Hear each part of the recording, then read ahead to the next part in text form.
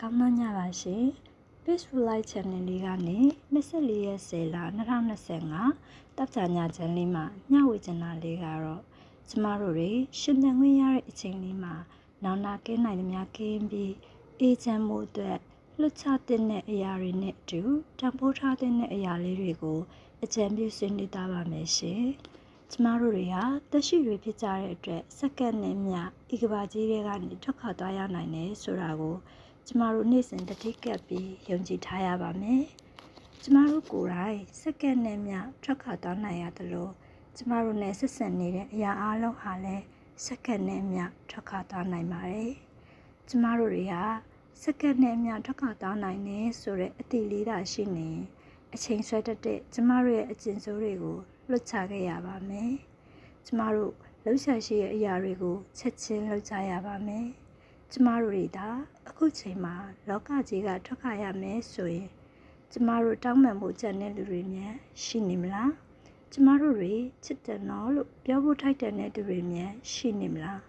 ကျမတို့နေ့ချင်းဆောင်ရွက်လို့ရပေမဲ့အချိန်ဆွဲမိလို့မပြီးသေးတဲ့အလုပ်တွေများရှိနေလားကျမတို့တညအတွက်အကူလောက်တဲ့ကုသိုလ်တရားတွေရောပြုပြီးပြီလားဒီမိကုန်းတွေအတွက်ကျမတို့ရဲ့အဖြစ်အမျိုးမျိုးဖြစ်နိုင်ပါတယ်ဒါပေမဲ့ကျမတို့အားလုံးဟာမိမိအပါဝင်မိမိနဲ့ထွေထွေဆက်ဆံနေတဲ့သူတွေရဲ့လောကတွေကနေပြန်လည်ထွက်ခွာရမယ့်အချိန်ကိုမသိကြပါဘူး။ဒါကြောင့်မို့ကျမတို့မှာမတောင်းပန်လိုက်ရတဲ့ကိစ္စတွေမပြောပြလိုက်ရတဲ့ချက်ချင်းတွေလို့ရင်ပြင်းမြောက်နိုင်ပေမဲ့အချိန်ဆွဲမိလို့မပြည့်ပြတ်တဲ့အလုပ်တွေမပြုတ်လိုက်ရတဲ့ကုသိုလ်တရားတွေစသည်ဖြင့်များစွာသောနောင်နာတွေနဲ့မရှင်တန်ရအောင်ကျမတို့ရဲ့အချိန်ဆွဲတတ်တဲ့အကျဉ်းစိုးကိုအထူးပြင်ချရအောင်နော်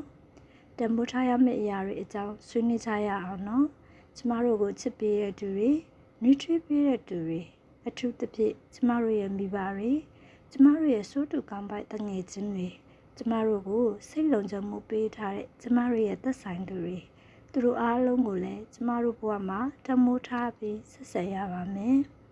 ကျမတို့တွေအားလုံးရှင်သန်ခွင့်ရနေတဲ့အချိန်လေးမှာနောက်နောက်ကိစ္စရှင်သန်နိုင်ဖို့အချိန်ဆတတ်တဲ့အကျဉ်းစိုးတွေကိုဆွန့်လွတ်ကြပြီးကိုချစ်ခင်တဲ့အတိုင်ဝန်းလေးကိုတံမိုးထားပြီးရှင်သန်ကြရအောင်နော်